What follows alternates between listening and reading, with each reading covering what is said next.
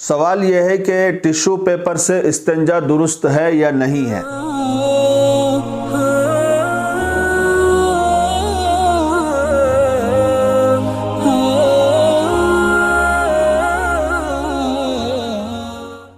تو جواب اس کا یہ ہے،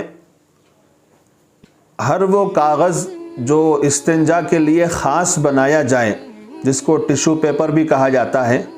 اور خاص اسی لیے بنایا بھی جاتا ہے، تو اس سے استنجا کرنا جائز ہو جائے گا اور اس کے استعمال میں کوئی حرج نہیں ہے۔ لیکن وہ کاغذ جو آلات علم میں مانا جاتا ہے، لکھنے پڑھنے کے لیے استعمال ہوتا ہے، ان سے استنجا نہیں کرنا چاہیے، ورنہ یہ عمل مکروہ سمجھا گیا ہے۔ تو لہٰذا ٹشو پیپر سے، خاص طور پر وہ ٹشو پیپر جو استنجا کی غرض سے بنایا گیا ہو، اس کو تو استعمال کرنے میں کوئی حرج نہیں ہے،